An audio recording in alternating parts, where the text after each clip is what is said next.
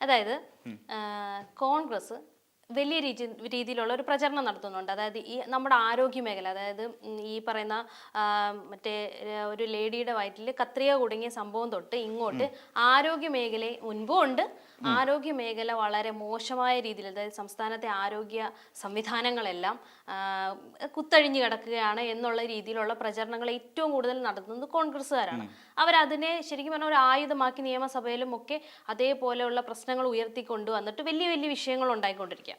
അപ്പം ഇതിൻ്റെ വേറൊരു വശമുണ്ട്. അതായത് വിദേശത്ത് നിന്ന് വലിയ രീതിയിലുള്ള ഒരു ഫണ്ടിങ് നമ്മുടെ പ്രൈവറ്റ് ഹോസ്പിറ്റലിലോട്ട്, അല്ലെങ്കിൽ ഈ പ്രൈവറ്റ് ആരോഗ്യ മേഖലയിൽ പ്രൈവറ്റ് ആയിട്ടുള്ള സെക്ടറിലോട്ട് എത്തുന്നുമുണ്ട്. ഇതിനെ രണ്ടിനെയും കൂടെ നമുക്ക് കണക്ട് ചെയ്യാം. കണക്ട് ചെയ്യുന്ന സമയത്ത് ഇതിൻ്റെ പിന്നിൽ വേറെ എന്തെങ്കിലും ഗൂഢമായ ലക്ഷ്യം, അതായത് ഇങ്ങനെയുള്ള പ്രചരണങ്ങൾക്ക് പിന്നിൽ എന്തെങ്കിലും ഗൂഢമായ ലക്ഷ്യമുണ്ടോ എന്ന് സ്വാഭാവികമായിട്ട് നമുക്ക് സംശയിക്കാമല്ലോ.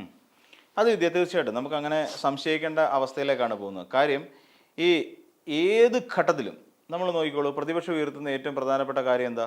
അവിടെ ഒരു പഞ്ഞി ഇല്ലെങ്കിൽ പോലും പറയുന്നത് എന്താ? ആരോഗ്യരംഗം വെന്റിലേറ്ററിൽ, പൊതുജനാരോഗ്യം തകർന്നു കിടക്കുന്നു, പൊതുജനാരോഗ്യ രംഗം നാശത്തിന്റെ വക്കിലാണ് എന്ന് പറയുന്ന ഒരു വ്യാപകം പ്രചരണം നടക്കുന്നു. നമ്മൾ കേരളക്കാരെ സംബന്ധിച്ചിടത്തോളം നമ്മൾ എപ്പോഴും ആരോഗ്യത്തെക്കുറിച്ച് വളരെ കോൺഷ്യസ് ആണ്.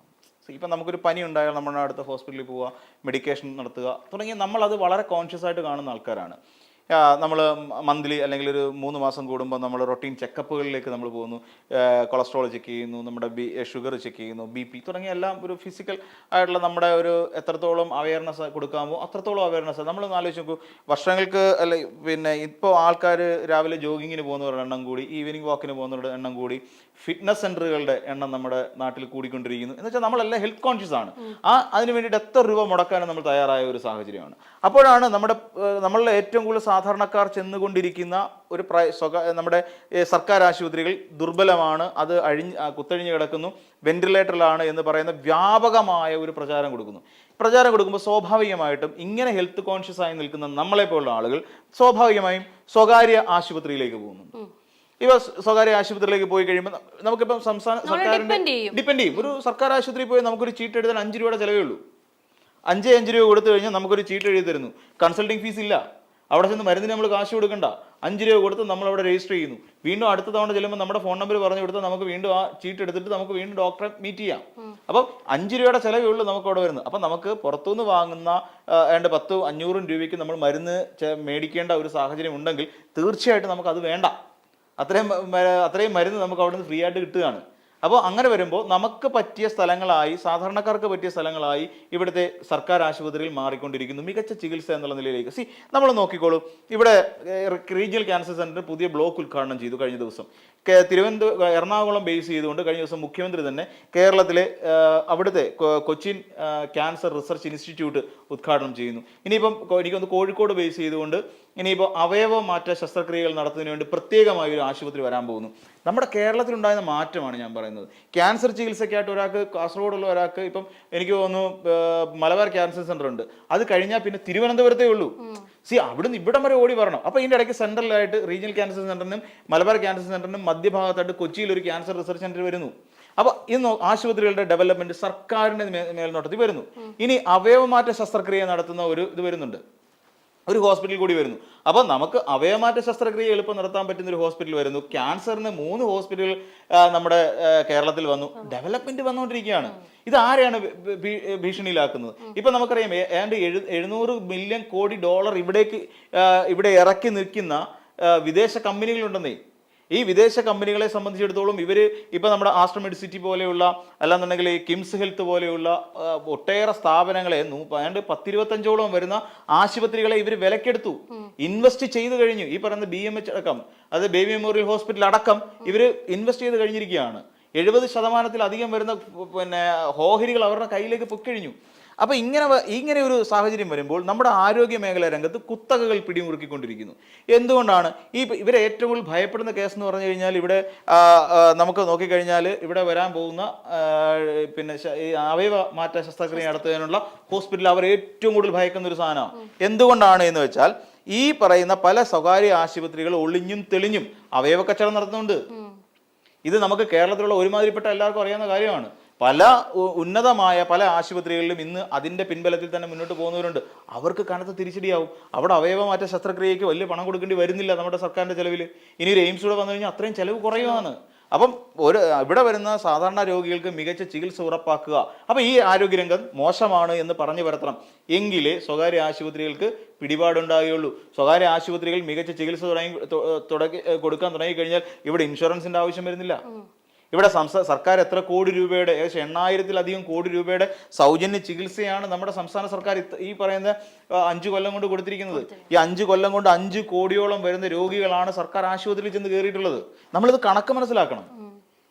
അപ്പോൾ ഒന്ന് ആലോചിച്ച് നോക്കൂ, ഈ 5 കോടി ആൾക്കാരിൽ നിന്ന് ഒരാളിൽ നിന്ന് ഒരു 500 രൂപ വെച്ച് എത്ര കോടി രൂപ നമ്മുടെ സ്വകാര്യ ആശുപത്രിയിലേക്ക് പോകേണ്ടതാണ്? കണക്കാക്കി നോക്കൂ. അപ്പൊ ഇതിന്റെ എല്ലാം പിന്നിൽ ഒരു ഗൂഢലക്ഷ്യമുണ്ട്. എന്താണെന്ന് ചോദിച്ചാൽ ഇലക്ട്രൽ ബോണ്ട് തന്നെയാണ് ഇതിന്റെ ഏറ്റവും പ്രധാനപ്പെട്ട പ്രശ്നം. ഏകദേശം 3,141 കമ്പനികൾ നമ്മുടെ സംസ്ഥാനത്തെ വിവിധ രാഷ്ട്രീയ പാർട്ടികൾക്ക് ഏകദേശം 1,500 കോടിയിലധികം രൂപയാണ് ഇലക്ട്രൽ ബോണ്ട് എന്ന് പറഞ്ഞു കൊടുത്തിരിക്കുന്നത്. അതിൽ വരുന്ന ഈ സ്വകാര്യ ആശുപത്രികളുടെ ആൾക്കാരുണ്ട്, ഫാർമസ്യൂട്ടിക്കൽ മേഖലയിൽ നിന്ന് വരുന്ന ആൾക്കാരുണ്ട്. അപ്പോൾ ഇങ്ങനെ വരുന്ന ഒരു പറ്റം ഈ പറയുന്ന മെഡിക്കൽ ഡിപ്പാർട്ട്മെന്റുമായി പ്രവർത്തിച്ചു നിൽക്കുന്ന ഒരു പറ്റം ആളുകൾ ഇതിന്റെ പിന്നിൽ പ്രവർത്തിക്കുകയാണ്. അപ്പം ഇവരുടെ കയ്യിൽ നിന്നും കൈ നീട്ടി പണം മേടിച്ച് വെച്ചിരിക്കുന്ന കോൺഗ്രസിനെ പോലുള്ള ഒരു പാർട്ടിക്ക് നന്ദി കാണിച്ചേ പറ്റൂ. കേരളത്തിലെ പൊതുജനാരോഗ്യ രംഗം തകർന്നു എന്ന് വരുത്തി തീർക്കണം. വരുത്തി തീർത്തുകൊണ്ട് സ്വകാര്യ ആശുപത്രിയിലേക്ക് രോഗികളെ എത്തിക്കണം. ഇത് അവരുടെ ഒരു അജണ്ടയാ. കാരണം എന്താ, ഇവരുടെ കയ്യിൽ നിന്നാ പണം മേടിച്ചു വെച്ചിരിക്കുന്നത്.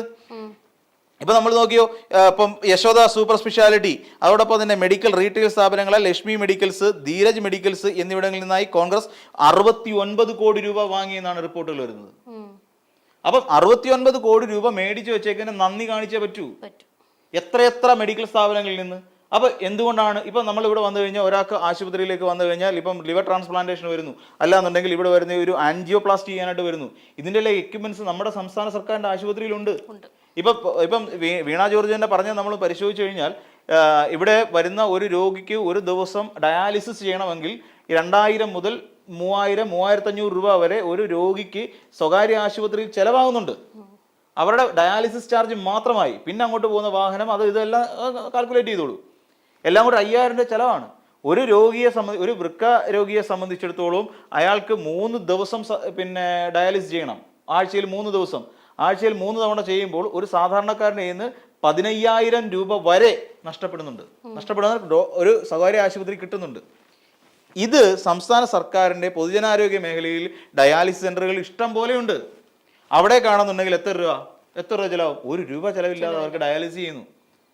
ഇവിടെ നമുക്കറിയാം, കോവിഡ് വന്ന സമയത്ത് നമ്മുടെ സർക്കാർ ആശുപത്രികളെല്ലാം വിജിലന്റ് ആയിരുന്നു. അവിടെ ഐസൊലേഷൻ വാർഡുകൾ, ICU എന്ന് വേണ്ട സകലമാന സൗകര്യങ്ങളും ഓക്സിജൻ ഉൾപ്പെടെയുള്ള എല്ലാ സംവിധാനങ്ങളും ഇവിടെ ഉണ്ടായിരുന്നു. ആ സമയത്ത് 1 രൂപ പോലും കൊടുക്കാതെ നമുക്ക് അവിടെ പോയി കിടന്നിട്ട് നമ്മുടെ രോഗം ഭേദമായി നമുക്ക് തിരിച്ച് വീട്ടിലെത്തുന്ന സാഹചര്യം ഉള്ളപ്പോൾ ഇവിടുത്തെ സ്വകാര്യ ആശുപത്രികൾ ചിലവാക്കിയത് എങ്ങനെയാ? സ്വകാര്യ ആശുപത്രികൾ അതിന് പാക്കേജ് ഉണ്ടാക്കി. അതാണ് രസം. അവർ പാക്കേജ് ഉണ്ടാക്കിക്കൊണ്ട് 10,000 രൂപ വരെ, 10,000 രൂപ എന്ന് വെച്ചാൽ ഒരു ഹോസ്പിറ്റലിന്റെ രീതി അനുസരിച്ചിട്ട് 10,000 രൂപ മുതൽ അവർക്ക് പാക്കേജ് പ്രഖ്യാപിച്ചു. അതായത് ഒരാഴ്ച ഒരു രോഗി വന്ന് കിടക്കുമ്പോൾ നമ്മൾ ആദ്യം 10,000 രൂപ അടച്ചാൽ ഒരാഴ്ച അയാൾക്ക് അവിടെ താമസിക്കാനുള്ള സൗകര്യം, മരുന്നുകൾ, ഫുഡ്, ഇതെല്ലാം ഒരു പാക്കേജ് ആക്കി കിട്ടി. അപ്പം ഈ കോൺഗ്രസ്സുകാർ ലക്ഷ്യം വെക്കുന്നത് എന്താണെന്ന് ചോദിച്ചു കഴിഞ്ഞാൽ വളരെ സിമ്പിളാണ്. നമ്മുടെ ആരോഗ്യ മേഖല ഒന്നിനും കൊള്ളാത്തതാണ്. നമ്മുടെ ആരോഗ്യ മേഖല തകർന്ന് തരിപ്പണമായി കിടക്കുന്ന ഒന്നാണ് നമ്മുടെ ആരോഗ്യ മേഖല. ഒരു രോഗി പോലും നമ്മുടെ സർക്കാർ ആശുപത്രികളെ രോഗത്തിന് വേണ്ടി അല്ലെങ്കിൽ ചികിത്സയ്ക്ക് വേണ്ടി ആശ്രയിക്കരുത്. ആശ്രയിച്ചാൽ നിങ്ങൾക്ക് പണി കിട്ടിയിരിക്കും എന്ന് പറഞ്ഞ് നമ്മുടെ നാട്ടിലെ ജനങ്ങളെ തെറ്റിദ്ധരിപ്പിക്കുക. കാര്യം എന്താ, ഈ പറയുന്ന ഒരുപാട് ഫാർമസ്യൂട്ടിക്കൽസ് കമ്പനികളിൽ നിന്ന്, മെഡിക്കൽ കമ്പനികളിൽ നിന്ന്, ഇവരുടെ കയ്യിൽ നിന്നെല്ലാം പൂത്ത കാശ് മേടിച്ചിട്ട് കോൺഗ്രസ് നിൽക്കുകയാണ്, ദേശീയ നേതൃത്വം നിൽക്കുകയാണ്. 69 കോടി രൂപ. ഞാൻ പറഞ്ഞല്ലോ, ഇതിന് വേണ്ടിയിട്ട് 1,500 കോടി രൂപയാണ് ഈ രാജ്യത്ത് മുടക്കിയിരിക്കുന്ന ഇലക്ട്രൽ ബോണ്ട് വഴി. അപ്പോൾ സ്വകാര്യ ആശുപത്രികൾ മാത്രം മതി കേരളത്തിൽ. ഇവിടെ ഞാൻ പറഞ്ഞില്ല, വളരെ ഭീകരമായ അവസ്ഥയാണത്. കേരളത്തിലേക്ക് ഈ സ്വകാര്യ കമ്പനികൾ പിടിമുറുക്കുമ്പോൾ ഇവിടെ ഉണ്ടാകാൻ പോകുന്ന ഒരു പ്രശ്നം എന്ന് വെച്ച് കഴിഞ്ഞാൽ, അവയവദാനം എന്ന് പറയുന്ന ഒരു പോസിബിലിറ്റി ഇല്ലാതെ അവയവ കച്ചവടമായി മാറും. ഇന്ന് നമ്മൾ ആലിൻ എന്ന് പറയുന്ന ഒരു കുഞ്ഞിനെ കുറിച്ച്, എന്താണ് ആലിൻ ഷെറിൻ എന്ന് പറയുന്ന ആ കുഞ്ഞ്, ഏതാണ്ട് 10 മാസം പ്രായമുള്ള ആ കുഞ്ഞിന്റെ അവയവം പോലും ദാനം ചെയ്യുന്ന ഒരു അവസ്ഥയിൽ നിന്ന് നമ്മുടെ ആശുപത്രിയിൽ മാറും. ഇങ്ങനെ ഒരു ചെറിയ പ്രശ്നം ഉണ്ടെങ്കിൽ പോലും നമ്മുടെ വേണ്ടപ്പെട്ടവർ ആശുപത്രി കിടക്കയിൽ മസ്തിഷ്ക മരണം സംഭവിക്കുന്ന രോഗികളായി മാറും. നമ്മൾ ആ ഭീകരമായ അവസ്ഥ നമ്മൾ മനസ്സിലാക്കണം. ഇന്ന് നമ്മൾ കാണുന്നത് എന്താ, ഏറ്റവും അറ്റകൈക്കാണ് ആ കുഞ്ഞിനെ മരിച്ചതായിട്ട് അവർ പ്രഖ്യാപിക്കുന്നത്. എന്നാൽ ഇനി അങ്ങനെയല്ല സംഭവിക്കാൻ പോകുന്നത്. ഈ സ്വകാര്യ മേഖലയിലെ ഡോക്ടർമാർ പിടിമുറുക്കുമ്പോൾ അല്ലെങ്കിൽ ഭീമന്മാർ പിടിമുറുക്കുമ്പോൾ ഇവിടെ സംഭവിക്കാൻ പോകുന്ന കാര്യം, നമ്മുടെ പിന്നെ വേണ്ടപ്പെട്ടവർക്ക് ഏറ്റവും പെട്ടെന്ന് മസ്തിഷ്ക മരണം സംഭവിക്കുകയും ചെയ്യും. ഈ അവയവങ്ങൾ ഇവർ ദാനം ചെയ്യാനായിട്ട് പ്രഖ്യാപിക്കും. ഈ ദാനം ചെയ്യുന്നതായിട്ട് പ്രഖ്യാപിക്കുന്ന ഈ അവയവങ്ങൾക്ക് ഇവർക്ക് കച്ചവടം ചെയ്യാൻ സാധിക്കും. ഒരു ഹൃദയത്തിന് ഇപ്പോൾ 1 കോടി രൂപ ഇട്ടാലും മേടിക്കാൻ ആളുണ്ടെന്നേ. കിഡ്നിക്ക് എത്ര കോടി ഇട്ടാലും അവന് മേടിക്കാൻ ആളുണ്ട്. അപ്പോൾ ആ ഒരു അവസ്ഥയിലേക്ക് വരുമ്പോൾ പിടിമുറുക്കി കഴിഞ്ഞു നമ്മുടെ എല്ലാ അർത്ഥത്തിലും. ഈ പറയുന്ന പോലെ പിന്നെ നമ്മുടെ ഇൻഷുറൻസ് കമ്പനികൾ ഇവരെല്ലാം ഇവിടെ നമ്മൾ ആലോചിച്ചു, ഇപ്പോൾ എത്ര ഹെൽത്ത് ഇൻഷുറൻസ് കമ്പനികൾ നമ്മുടെ ചുറ്റുമുണ്ട്. നമ്മളെല്ലാവരും ബോധേഡായി തുടങ്ങി. നമുക്ക് കാര്യം എന്താ, നമുക്ക് സ്വകാര്യ ആശുപത്രിയിലേക്ക് പോയി ചികിത്സിക്കണമെങ്കിൽ നമുക്ക് ഇൻഷുറൻസ് ഉണ്ടാവണം. അപ്പോൾ അതിനുവേണ്ടി നമ്മൾ പലരും ഈ പറയുന്ന മെഡിക്കൽ ഇൻഷുറൻസുകൾ എടുത്തു തുടങ്ങി. അപ്പോൾ ഈ ഒരു അവസ്ഥയിലേക്ക് കൊണ്ടുവന്ന് നമ്മളെ എത്തിക്കുകയാണ്. സ്വകാര്യ ആശുപത്രിയിലേക്ക് നമ്മളെ ക്ഷണിച്ചുകൊണ്ടിരിക്കുന്ന നമ്മുടെ പൊതുജനാരോഗ്യ രംഗം തകർന്നു എന്ന് വരുത്തി തീർത്തുകൊണ്ട് നമ്മളെ അങ്ങോട്ട് വിളിച്ചുകൊണ്ടിരിക്കുകയാണ്. ഇതാണ് ശരിക്കും കേരളത്തിൽ സംഭവിക്കുന്നത്. അതായത് ഇവർ ഇലക്ട്രൽ ബോണ്ട് മേടിച്ച് വെച്ചിട്ട് ഇവരിവിടെ കേരളത്തിൽ നടപ്പിലാക്കാൻ പോകുന്ന ഒരു വലിയ അജണ്ടയാണ് ശരിക്കും ഈ പറയുന്ന കോൺഗ്രസ് ഇപ്പോൾ ഇവിടെ നടപ്പിലാക്കിക്കൊണ്ടിരിക്കുന്നതെന്ന് നമുക്ക് യാതൊരു സംശയമില്ലാതെ പറയാൻ സാധിക്കും.